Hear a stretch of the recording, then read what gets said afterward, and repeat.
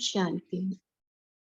आज बाबा ने पूरी मुरली याद पर बताई है कि याद जो ब्राह्मणों के लिए बहुत ज्यादा इम्पोर्टेंट है, वही याद ब्राह्मणों के लिए मुश्किल क्यों बन जाता है। तो उस याद को सहज करने की पूरी विधि आज बाबा ने पूरे मुरली में सिर्फ यही बताया है कि याद को कैसे सहज किया जाए। उसी के ऊपर बहुत डिफरेंट और बहुत सुंदर पॉइंट्स बताए हैं। तो जैसे बाबा ने उसके लिए पहले बताया कि हर कर्म करते अपनी स्थिति अव्यक्त बनाओ। तो अव्यक्त अर्थात क्या, यानी बाबा की याद में रहना है। तो बाबा की याद में हर कर्म करते रहना ये तो आसान नहीं है। तो बाबा ने इसके लिए कहा कि हर समय बाबा को अपने साथ रखो। हमेशा बाबा की याद में नहीं रह सकते तो साथ रखो, अपने सम्मुख अनुभव करो, तो बाबा की याद स्वतः इजी हो जाएगी। तो यह क्या हुआ, क्योंकि हमने बाबा को साथ रखा तो हमारा संग किसके साथ हो गया, सत का। तो बाबा ने इसे सत्संग बताया। कौन है सत, मतलब अलमाइटी अथॉरिटी जिसके साथ हो तो उसका कार्य कैसे होगा। बाबा ने इसी पर बताया कि अगर आप सत्संग में हो तो आपका कार्य, एक तो याद तो सहज रहेगी क्योंकि सत के संग में हो, और दूसरा आपका कार्य डबल फोर्स में होगा, मतलब जो मुश्किल होगा वो सहज हो जाएगा, अर्थात हर कार्य में सफलता। और तीसरा बाबा ने क्या कहा कि जहाँ एक काम होना चाहिए वहां आपके दो कार्य हो जाएंगे, अर्थात उमंग उत्साह स्वतः ही बढ़ जाएगा।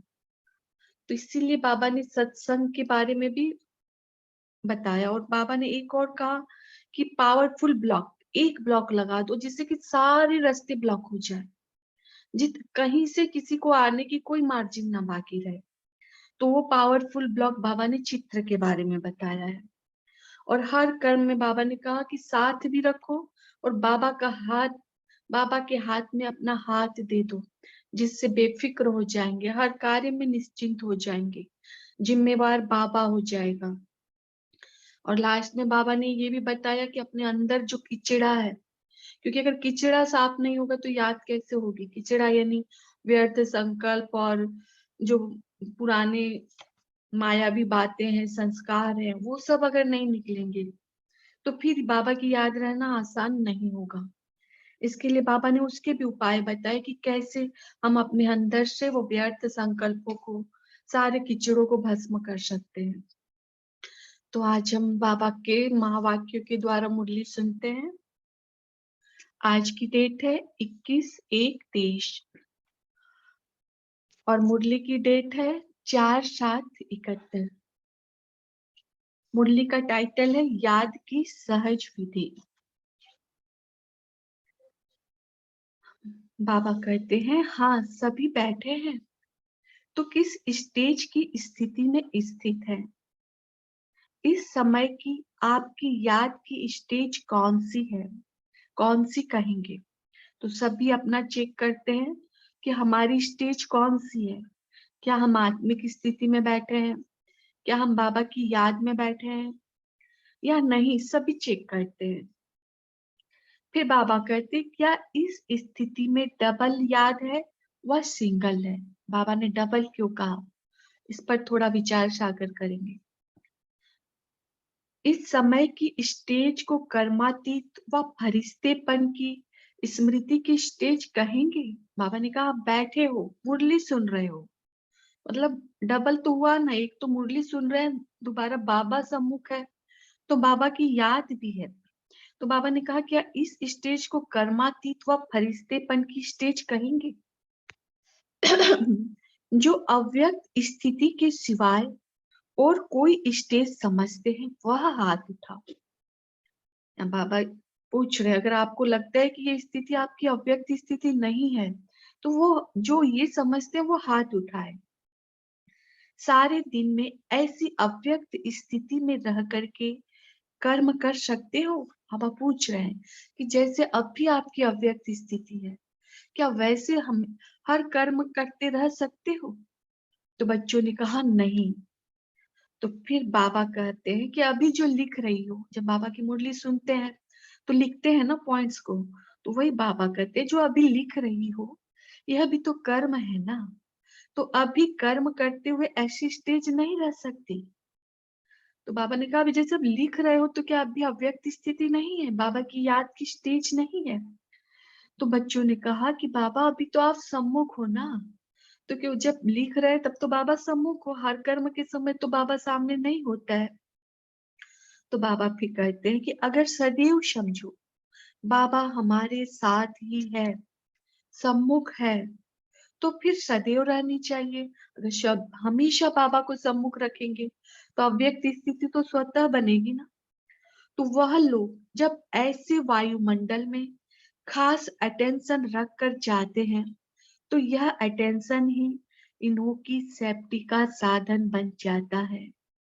ऐसे ही चाहे कोई भी साधारण कर्म भी कर रहे हो तो भी बीच बीच में अव्यक्त स्थिति बनाने का अटेंशन रहे, और कोई भी कार्य करो तो सदैव बाप दादा को अपना साथी समझकर डबल फोर्स से कार्य करो। तो बताओ क्या स्टेज रहेगी? बाप दादा को साथी मतलब हमेशा साथ रखकर अपने समूह का अनुभव करते हुए कर्म करते भी बाबा का आह्वान करना है, और कर्म करते करते बीच बीच में भी अपने को स्मृति दिलाना है कि बाबा साथ है, बाबा कर रहा है। तो एक तो स्मृति बहुत सहज रहेगी, जैसे अभी सम्मुख समझने से सहज याद है ना, इस रीति अगर सदैव हर कर्म में बाप को अपना साथी समझकर चलो तो यह सहज याद नहीं है। जब कोई सदैव ही साथ रहता है उस साथ के कारण याद स्वतः ही रहती है ना। जो अपने साथ होगा उसे तो याद भी नहीं करना पड़ता, तो स्वतः याद रहता है। तो ऐसे साथी रहने से वह बुद्धि को निरंतर सत्य का संग बनाने से, निरंतर सत्संग होना चाहिए। कौन सा सत्य? बाबा ने आज बड़ा इंपॉर्टेंट पॉइंट कहा कि ऐसे साथी रहने से वह बुद्धि को निरंतर सत्य का संग बनाने से निरंतर सत्संग होना चाहिए। आप हो ही सत्संगी, हर सेकंड हर कदम में सत्य के संग तो हो ना। सत्य कौन? प्यारे बाबा। अगर निरंतर अपने को सत्संगी बनाओ तो याद सहज रहेगी, और पावरफुल संग होने के कारण हर कर्तव्य में आपका डबल फोर्स रहेगा। हमेशा सत्संगी पावरफुल अथॉरिटी हमारे साथ है, सुप्रीम बाबा हमारे साथ है, तो क्या होगा? याद तो रहेगी क्योंकि बाबा साथ है, और क्योंकि पावरफुल संग है तो हर कार्य जो भी हम कर्तव्य कर रहे हैं डबल फोर्स से होगा। और डबल फोर्स से होने के कारण स्थिति के हिसाब से मुश्किल समझते हो, जो कार्य मुश्किल लगता था वह सहज हो जाएगा, क्योंकि डबल फोर्स हो गया। एक तो अपनी तरफ से और दूसरा बाबा की पूरी मदद होगी, और उस ही समय में एक कर्तव्य की बजाय डबल कार्य समाप्त कर सकती हूँ। तो क्या 3 फायदा होता है बाबा के साथ सत्संगी रहने से? एक तो होता है सहज याद, और दूसरी सफलता, सफलता तो निश्चित है, और तीसरा सर्व कार्य में, क्योंकि कार्य डबल भी हो रहा है इजी भी हो रहा है तो उमंग उत्साह तो होगा ही ना। तो तीसरा बाबा ने कहा उमंग उत्साह, और सहयोग की प्राप्ति होती है। बाबा की सहयोग की भी, बाबा की भी और अन्य आत्माओं की भी सहयोग की प्राप्ति होती है। इसलिए निरंतर सत्संगी बनो। आपके पास कोई आते हैं तो आप नियम बताते हो ना कि सदैव सत्य का संग रखो, सदैव बाबा को याद करो, उन्हें अपने साथ रखो। तो यह अभ्यास अपने को भी निरंतर करना पड़े। फिर याद जो मुश्किल लगती है, सोचते हैं याद कैसे ठहरे, कहाँ ठहरे, या कभी यह सभी खत्म हो जाएगा। कर्म की सहज विधि हो जाएगी। इसमें चाहे निराकार रूप से संग करो, चाहे साकार रूप में करो, लेकिन सत्य का संग हो। बाबा ने निराकार रूप कहा शिव बाबा के लिए, शिव निराकार परमात्मा के लिए, और चाहे साकार रूप में कहा ब्रह्मा बाबा के लिए। लेकिन इस ब्रह्मा बाबा को याद जरूर करना है, जैसे निराकार याद नहीं है तो ब्रह्मा बाबा को करें, लेकिन ब्रह्मा बाबा को भी कभी अकेले याद ना करें। ब्रह्मा बाबा की भ्रुकुटी में शिव निराकार यानी बाप दादा को साथ ले आए। फिर बाबा कहते साकार का संबंध भी सारे कल्प में अविनाशी रहेगा ना। तो साकारी स्मृति हो व निराकारी स्मृति हो, लेकिन स्मृति जरूर होनी चाहिए। बाप दादा के संग के सिवाय और कोई भी संग बुद्धि में ना हो, तीसरा किसी का भी साथ ना हो। फरिश्ता बनने के लिए बाप के साथ जो रिश्ता है वह पक्का होना चाहिए। अगर अपना रिश्ता पक्का है तो फरिश्ता बन ही जाएंगे। अभी सिर्फ वह अपने रिश्ते को ठीक करो। बाबा ने एक पॉइंट्स तो बताई, बाबा को हमेशा हर कर्म में साथ रखना। फिर बाबा ने क्या कहा, सारे रिश्ते भी बाबा के साथ होना चाहिए। और बाबा के साथ सारे रिश्ते हुए तो याद तो रहेगी हमारी स्थिति क्या होगी, फरिश्तेपन की स्थिति। तो फरिश्ता बन ही जाएंगे। अभी सिर्फ वह अपने रिश्ते को ठीक करो। अगर एक के साथ सर्व रिश्ते हैं तो सहज और सदा फरिश्ते हैं। और है भी क्या, जहां बुद्धि जाए। जब सारे रिश्ते सारे संबंध एक बाबा के साथ हो गए तो बाकी बचा ही क्या, और कहीं बुद्धि जाने की मार्जिन ही नहीं है। टोटल बुद्धि हर रिश्ते में हर कार्य में बाबा की याद आएगा। तो और है भी क्या, जहां बुद्धि जाए। अभी कुछ रहा है क्या, सर्व संबंध व सर्व रिश्ते, सर्व रास्ते ब्लॉक है। रास्ता खुला होगा तो बुद्धि भागेगी। जब सभी रिश्ते भी खत्म, रास्ते भी बंद, फिर बुद्धि कहाँ जाएगी। एक ही रास्ता, एक ही रिश्ता, तो फिर फरिश्ता बन जाएंगे। चेक करो कौन सा रास्ता व रिश्ता अभी तक पूरा ब्लॉक नहीं हुआ है। आज सभी चेकिंग करेंगे। जरा भी खुला हुआ होगा तो लोग कोशिश करेंगे वहां से जाने की। बंद होगा तो जाएंगे ही नहीं। सुराख होगा तो भी उनको टच करके चले जाएंगे। सुराख के अंदर प्रवेश तो नहीं कर सकेंगे। एकदम छोटा सुराख होगा तो भी उसको टच कर करके जाएंगे, यानी उस सुराख के द्वारा वे अपनी स्मृति दिलाते जाएंगे। इसीलिए बाबा ने कहा सुराख भी नहीं रखनी है। यहाँ भी अगर जरा भी रास्ता खुला होता है तो बुद्धि जाती है। अभी ब्लॉक कैसे करेंगे, बाबा पूछ रहे हैं। बाबा ने तो कह दिया ब्लॉक करना है सारे रास्ते, तो ब्लॉक करेंगे कैसे। सर्व रास्ते ब्लॉक करने के लिए सहज युक्ति बार बार सुनाते रहते हैं। रोज मुरली में भी सुनते हो, याद है, पापा पूछ रहे हैं। क्या वह याद है, वह कौन सा रास्ता है जो बाबा हर रोज मुरली में भी बताते हैं। विस्मृति को स्मृति दिलाने वाली कौन सी युक्ति है।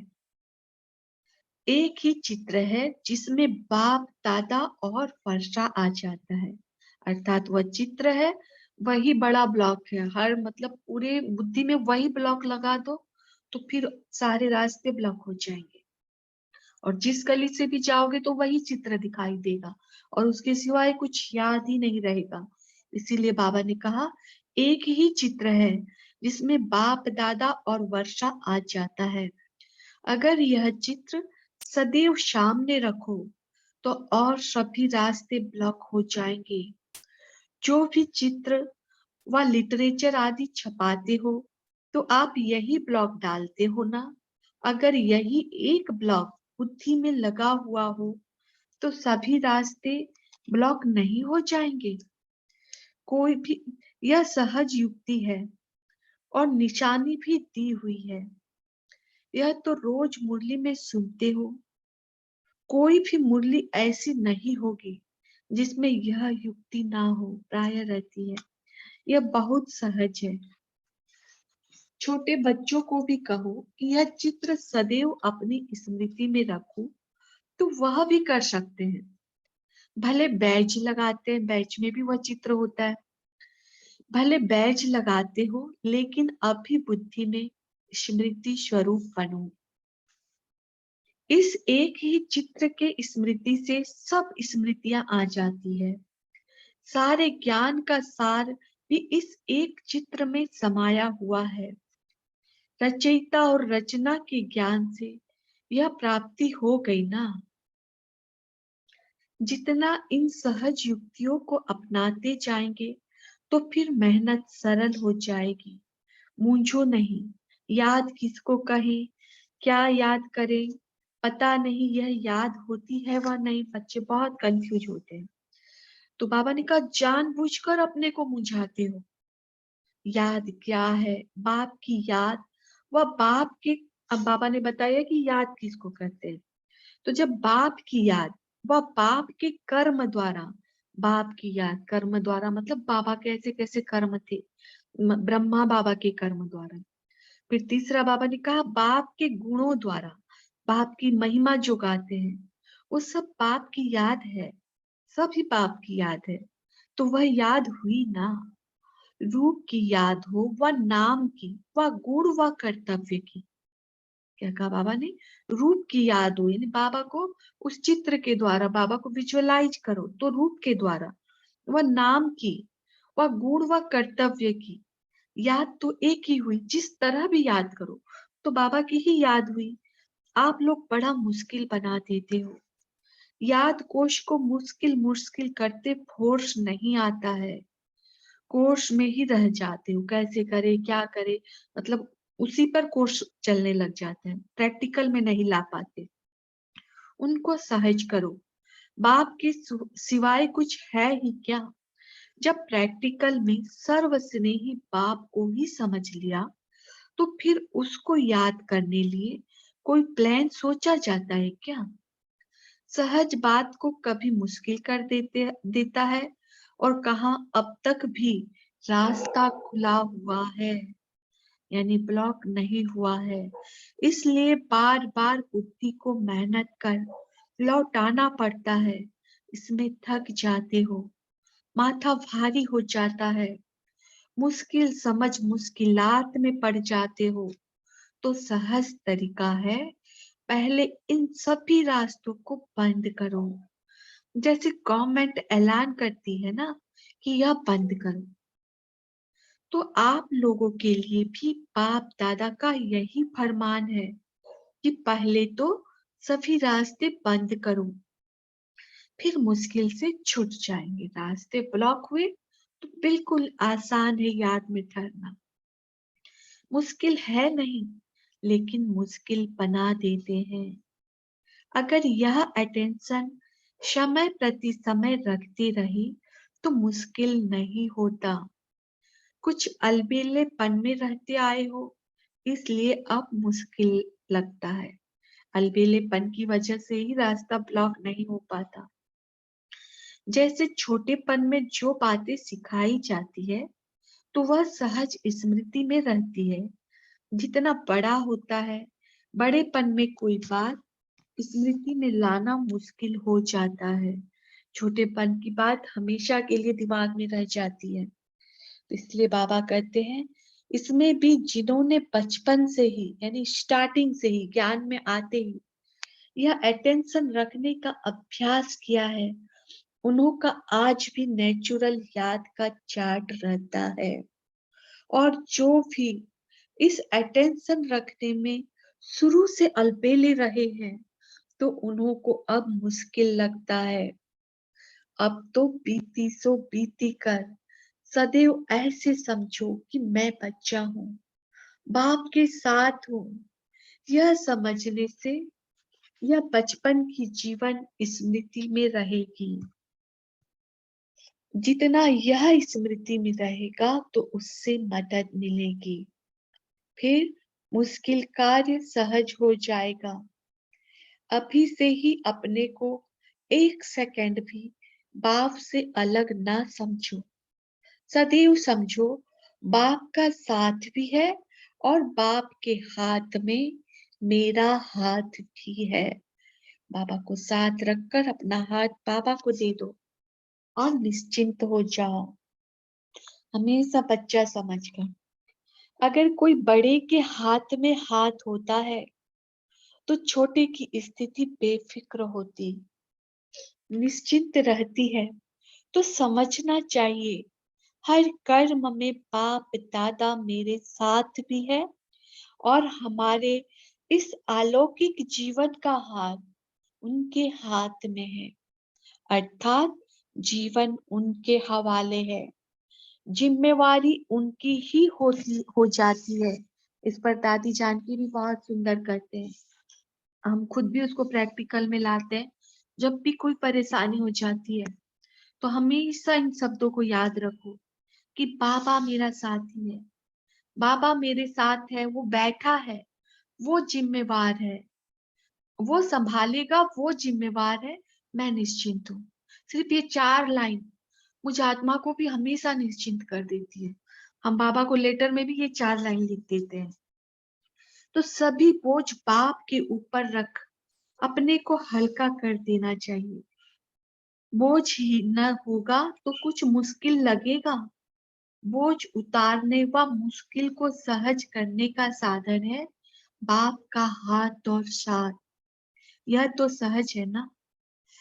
फिर चाहे बाप स्मृति में आए, चाहे दादा स्मृति में आए, बाप आए चाहे दादा आए, दादा यानी ब्रह्मा बाबा, बाप की स्मृति आएगी तो साथ में दादा की भी रहेगी ही। दादा की स्मृति से बाप की स्मृति भी रहेगी, दोनों अलग नहीं है, अलग नहीं हो सकते। अगर साकार स्नेही बन जाते हैं तो भी और सभी से बुद्धि टूट जाएगी ना। अगर ब्रह्मा बाबा से भी हमारा स्नेह हो गया तो भी बाकी से स्नेह तो टूट जाएगा ना, तो बाकी तरफ बुद्धि नहीं जाएगी। तो साकार स्नेही बनना भी कम बात नहीं। साकार स्नेह भी सर्व स्नेह से संबंधों से बुद्धि योग तोड़ देता है। तो अनेक तरफ से तोड़ एक तरफ जोड़ने का साधन तो है ना। साकार से निराकार तरफ याद आएगा। साकार से स्नेह भी तब पैदा हुआ जब बाप दादा दोनों का साथ हुआ ना। नहीं तो ब्रह्मा बाबा को हम कहाँ जानते, जब दोनों का साथ हुआ तभी तो उनका उनसे स्नेह हुआ ना। तो अगर बाप दादा का साथ ना होता तो साकार इतना प्रिय थोड़े ही होता। जैसे बाप दादा दोनों साथ साथ हैं, वैसे आपकी याद भी साथ साथ हो जाएगी। ऐसे कभी नहीं समझना कि मुश्किल है। आज पूरी मुरली में बाबा ने याद को सहज बताया, याद को सहज करने के उपाय बताए। सहज योगी बनो। मुश्किल योगी तो द्वापर से लेकर बनते आए। हठ योगियों को तो आप कट करते हो ना, कट करते हो मतलब हठ योगियों को हम नहीं स्वीकार करते हैं। आप भी सहज योगी ना बने और फिर मुश्किल कहा तो एक ही बात हो गई, सहज योगी बनना। सहज योगी बनना है, यथार्थ याद है, निरंतर सहज योगी हो। सिर्फ अपने स्टेज को बीच बीच में पावरफुल बनाते जाओ। स्टेज पर हो, सिर्फ अपने स्टेज को बीच बीच में पावरफुल बनाते जाओ। सिर्फ समय प्रति समय इस याद की स्टेज को पावरफुल बनाने के लिए अटेंशन का फोर्स भरो। टेंशन का नहीं, अटेंशन का। उतरती कला अब समाप्त हुई ना, वह अभी भी है। अब तो चढ़ती कला में आ गए हो ना। एक दिन की दिनचर्या सोचो। क्या कहा बाबा ने? एक दिन की दिनचर्या सोचो। या तो साकारी याद व निराकारी याद होगी। कारोबार की यज्ञ कारोबार भी यज्ञ कारोबार है। हम बाबा के घर का जो कारोबार है वो यज्ञ कारोबार है। पिता द्वारा ही यज्ञ की रचना हुई है। तो यज्ञ कारोबार अक्षर करने से बाप की याद आ गई ना। जैसे ही कहेंगे कि यह यज्ञ कारोबार है, ये ईश्वर का कार्य है, तो बाबा की याद तो स्वतः आ गई ना। कभी भी कारोबार करते हो तो समझो ईश्वरीय सर्विस पर हो, वह यज्ञ कारोबार पर हूँ। घर का कार्य करते भी समझो कि मैं ईश्वरीय सर्विस पर हूँ। एक होता है डायरेक्ट विकर्म विनाश की स्टेज। यहाँ पर बाबा ने अपने विकर्मों को कैसे विनाश करें, विकर्म विनाश नहीं होंगे तो याद नहीं ठहरेगा। तो बाबा ने विकर्म विनाश करने के 2 उपाय बताए हैं। पूरे अटेंशन से को सुनते हैं। पहला बाबा ने कहा कि डायरेक्ट विकर्म विनाश की स्टेज में स्थित हो, फुल फोर्स से विकर्मों को नाश करना, यानी बाबा की याद में परम धाम में निसंकल्प होकर टिक जाना। ये बाबा ने एक तरीका बताया। और दूसरा तरीका है जितना जितना शुद्ध संकल्प व मनन की शक्ति से अपनी बुद्धि को बिजी रखते जाएंगे। बुद्धि को खाली व्यर्थ के लिए खाली ना छोड़ो, उसे सिर्फ शुद्ध संकल्प और मनन की शक्ति से बिजी रखते जाओ। तो वह जो शक्तियां जमा होती है तो उनसे वह धीरे धीरे खत्म हो जाएगा। बुद्धि में यह भरने से वह पहला वाला, यानी जो पहले के जो अशुद्ध संकल्प है, पुराने संस्कार, वह स्वयं निकल जाएंगे। एक होता है पहले सारा निकाल कर फिर भरना, और दूसरा होता है भरने से निकालना।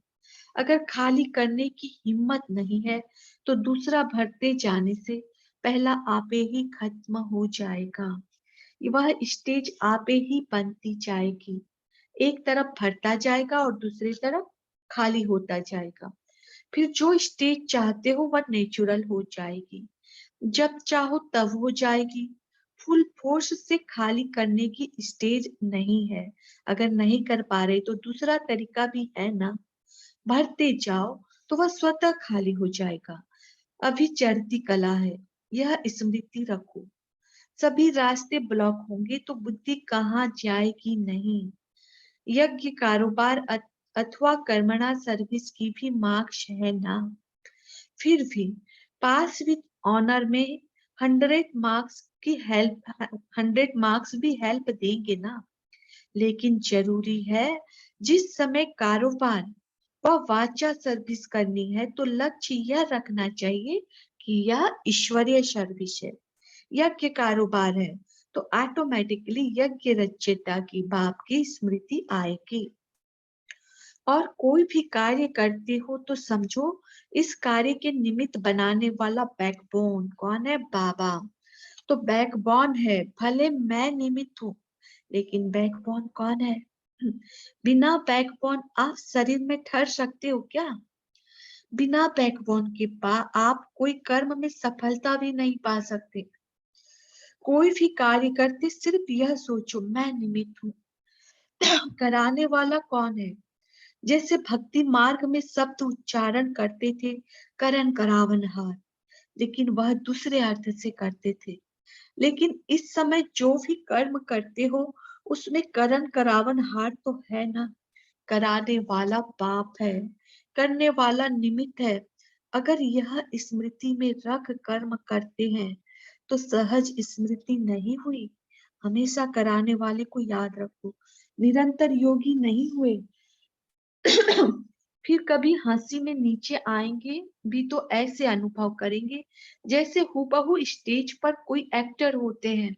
तो समझते हैं कि लोक कल्याण अर्थ, जैसे एक्टर समझते हैं कि लोक कल्याण अर्थ हंसी का पार्ट बजाया। फिर अपने स्टेज पर तो बिल्कुल ऐसे अनुभव होगा जैसे अभी अभी यह पार्ट बजाया, अब दूसरा पार्ट बजाता हूँ। खेल महसूस होगा, साक्षी हो जैसे पाठ बजा रहे हैं। तो सहज योगी हुए ना। याद को भी सहज करो। जब यह याद का कोर्स सहज हो जाएगा तब कोई को कोर्स देने में याद का फोर्स भी भर सकेंगे। सिर्फ कोर्स देने से प्रजा बनती है, और लेकिन फोर्स के साथ कोर्स दो तो क्या होता है, समीप संबंध में आते हैं। बिल्कुल ऐसे अनुभव करेंगे जैसे न्यारे और प्यारे। तो सभी सहज योगी हैं, हट ना करो। 63 जन्म मुश्किलात देखते देखते यह एक जन्म सहज पुरुषार्थ में भी अगर मुश्किलातों में ही रहेंगे तो सहज और स्वतः का अनुभव कब करेंगे। इनको कहते हैं सहज योग होना, कठिन योग तो नहीं। यह सहज योग वहां सहज राज्य कराएगा, वहां भी कोई मुश्किलात नहीं होगी। यहाँ के संस्कारी वहां ले जाएंगे। अगर अंत तक भी मुश्किल के संस्कार होंगे तो वहां सहज राज्य कैसे करेंगे। देवताओं के चित्र भी जो बनाते हैं तो उनकी सूरत में सरलता जरूर दिखाते हैं। इंपॉर्टेंट पॉइंट, वह विशेष गुण दिखाते हैं। फीचर में सरलता, जिसको आप भोलापन कहते हैं। जिसको जो सहज पुरुषार्थी होगा वह मनसा में भी सरल और वाचा में भी और कर्म में भी सरल होगा। इनको ही फरिश्ता कहते हैं। अच्छा, शुक्रिया प्यारे बाप दादा, शुक्रिया शुक्रिया आप सभी का। ओम शांति। 1 मिनट सभी साइलेंट में रहकर फिर मनन चिंतन पॉइंट शेयर करेंगे।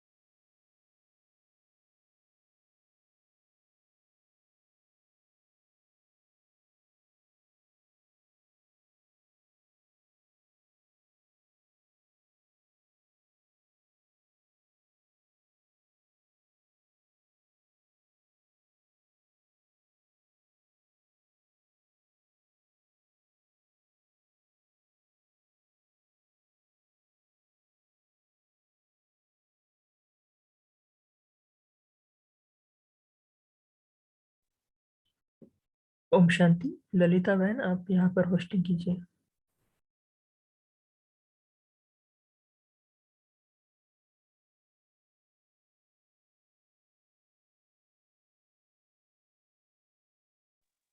ओम शांति। सभी पॉइंट शेयर करें।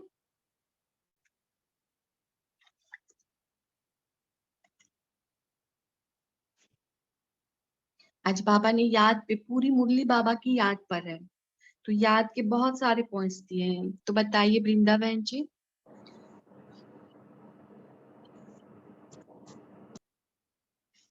हाँ वृंदा बहन जी, अनम्यूट करिए स्वयं को।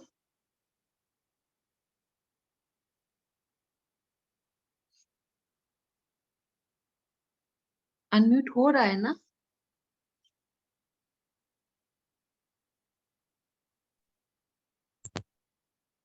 जी सुनीता बहन जी, आप शेयर कीजिए।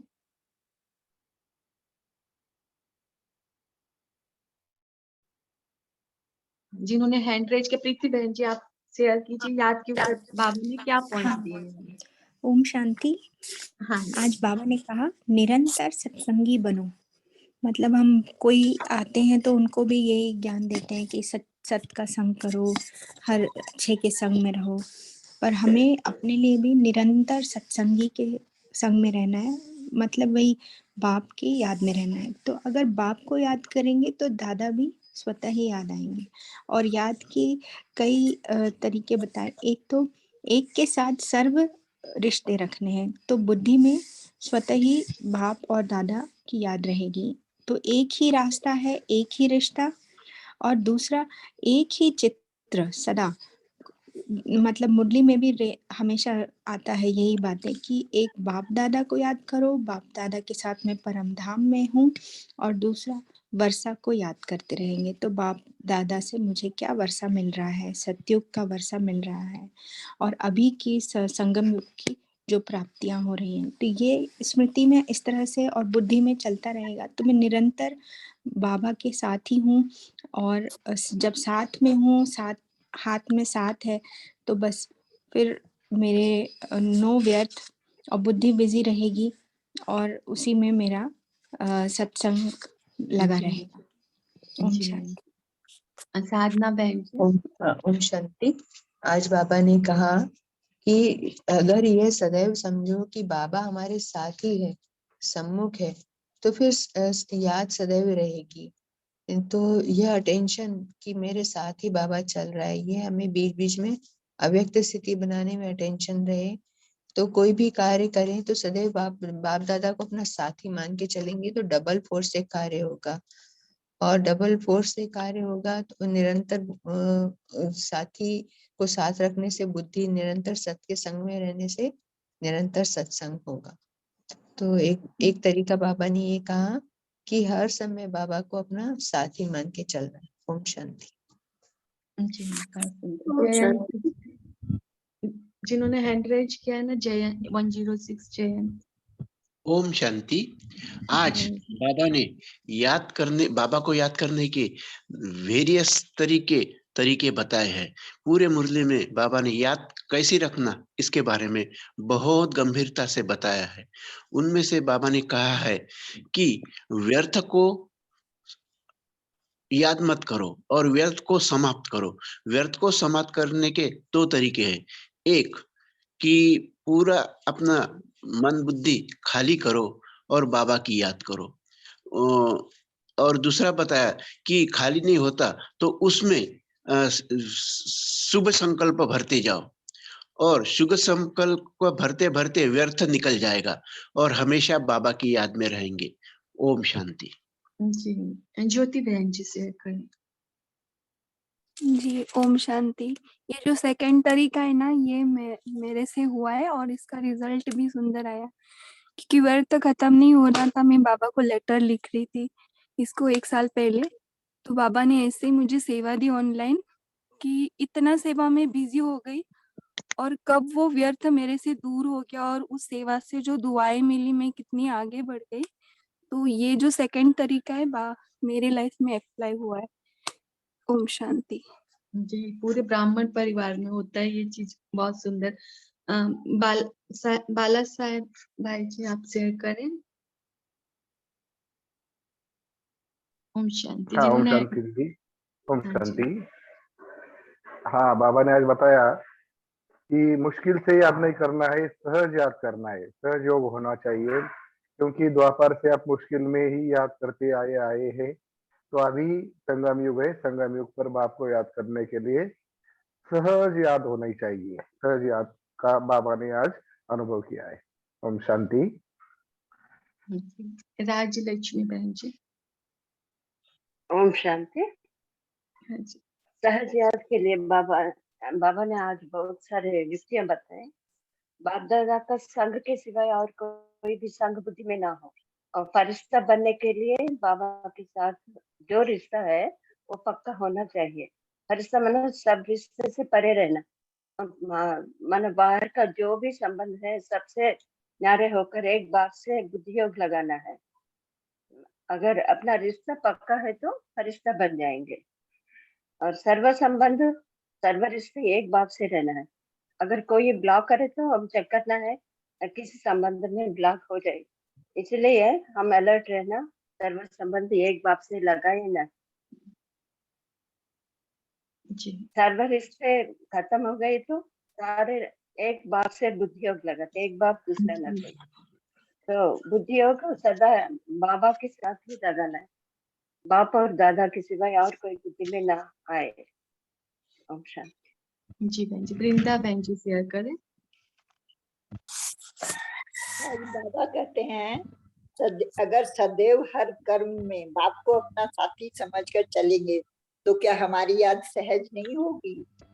तो फिर किसी ने जवाब दिया, तो ऐसे साथी को, मतलब बाबा ही खुद बता रहे हैं, ऐसे साथी को अपनी बुद्धि में निरंतर रखने से सत का संग, मतलब बाबा क्या सत का संग होता है।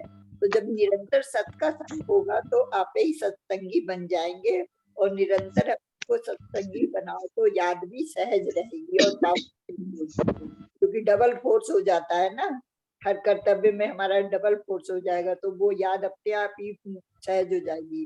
तो डबल फोर्स होने कारण कार्य को मुश्किल जिस कार्य को हम मुश्किल समझते हैं वो सहज ही हो जाएगा। तो बाबा कहते हैं ऐसे सहज योगी पर। ओम शांति। गौतम भाई जी से करें। ओम शांति। आज बाबा ने जो याद के बारे में बताया, बहुत सारे मेथड्स बताए बाबा ने, और उसमें से मुझे अच्छी लगी कि प्रैक्टिकल लाइफ में हम लोग कर सकते हैं कि जो भी कार्य करते हैं, कर्म करते हैं, तो बाबा के साथ याद में रख के करें, तो उससे क्या होगी कि डबल फोर्स से वो काम होगी और बहुत इजी से काम हो जाएगा। अगर बाबा की याद में रख के कोई भी कार्य करते हैं, तो बाबा ने ये बताया कि उससे बाबा की सहज याद में भी रहोगी और तुम्हारी कार्य भी डबल मतलब जल्दी समाप्त हो जाएगी। ओम शांति। ओम शांति दीदी, एक पॉइंट बताए ना कि चित्र का ब्लॉक बनाते, वो प्रिंटिंग प्रेस में ना ब्लॉक बनाते, तो उसका ही 1000 या 500 कॉपी हो जाता है। तो वो बात बाबा ने इस मुरली में बताया कि ऐसा ब्लॉक बनाओ कि वही चित्र आपको याद आए, दूसरा याद ही नहीं आए। तो ये बहुत सुंदर रहा। ओम शांति। ओम शांति। और ब्लॉग पे जैसे हम किसी रिश्ते को ओम शांति। समय हो चुका है भाई जी, पोल 2 मिनट।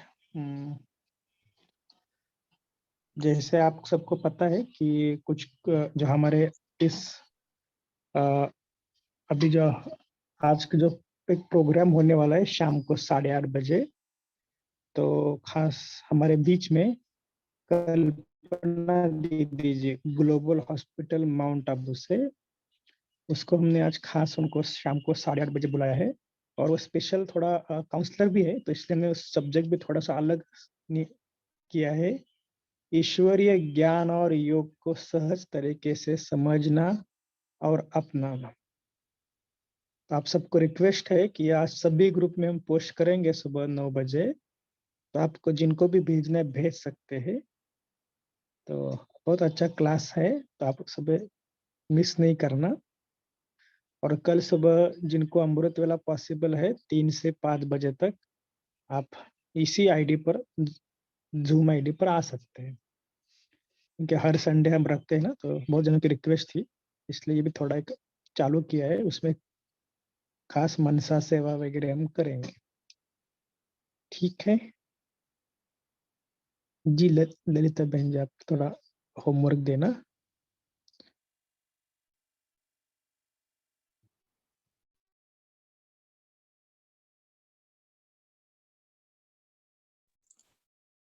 ओम शांति। पोल लॉन्च हुआ है, सभी लॉक कीजिए, बाद में ललिता बहन होमवर्क और योग कराएंगे। ओम शांति।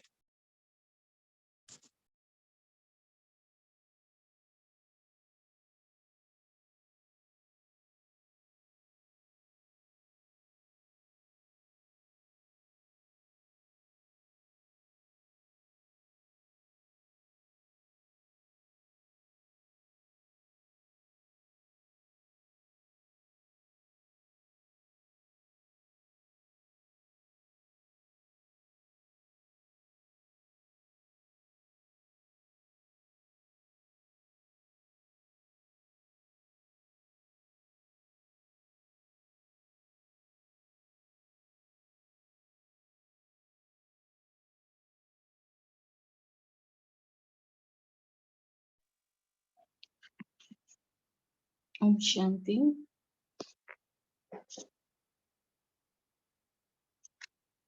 पहले थोड़ा सा योग कर लेते हैं। सभी एकाग्र होकर बैठ जाएं। सारे मनन चिंतन से अपना ध्यान हटाते हुए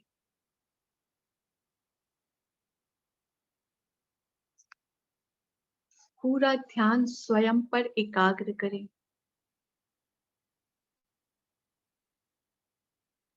दोनों आंखों के मध्य भ्रुकुटी पे विराजमान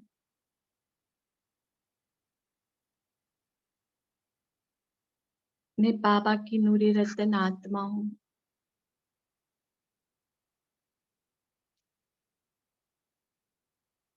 मेरी बुद्धि में एक बाप की याद के सिवाय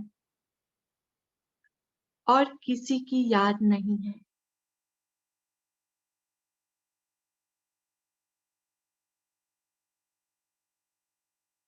निरंतर बाप की याद में खोने वाली मैं आत्मा एक सेकंड में इस शरीर से डिटेच होकर अपना निराकार रूप लेकर उड़ चलती हूँ परम धाम की ओर।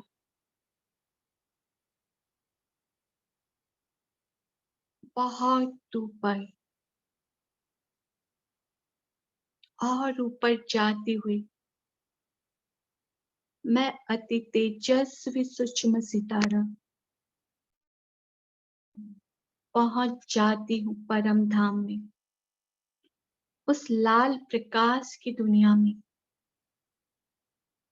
और देख रही हूँ सामने सामने चमकता महा तेजस्वी ज्योति बिंदु प्यारे शिव बाबा को चारों तरफ अपनी किरणें बिखेरते हुए, और मैं आत्मा उन किरणों में जाकर बैठ जाती हूँ। बाबा से आती हुई तेज किरणों की धार मुझ आत्मा के अंदर समाने लगती है, बहुत तेजी से। और जैसे जैसे उस किरणों के स्पर्श में आती हूँ, मुझ आत्मा से मानो काले धुएं के रूप में अनुभव करें कि आत्मा से काला धुआं निकल रहा है। मेरे अंदर का सारा व्यर्थ, सारा किचड़ा या कोई भी रावण का संस्कार बचा हुआ, सब उस काले धुएं के रूप में निकल रहा है, निरंतर निकलता हुआ मुझ आत्मा को तेजोमय बना देता है।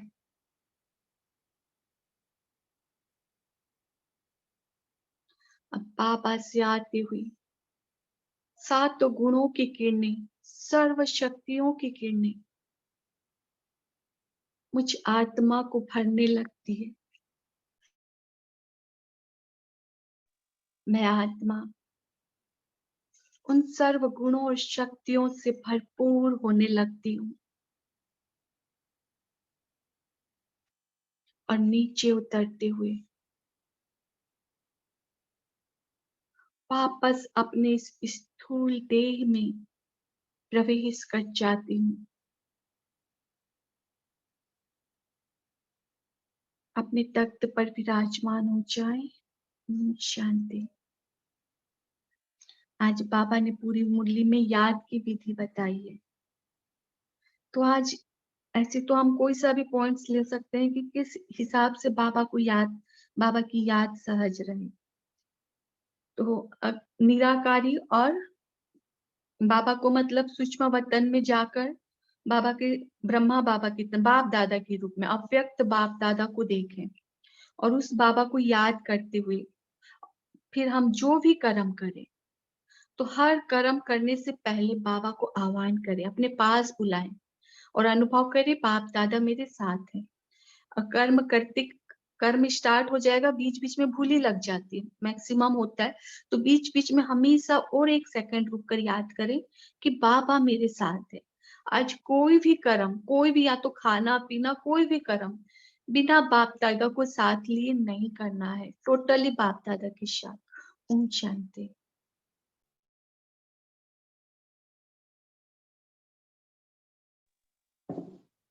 ओम शांति। ओम शांति।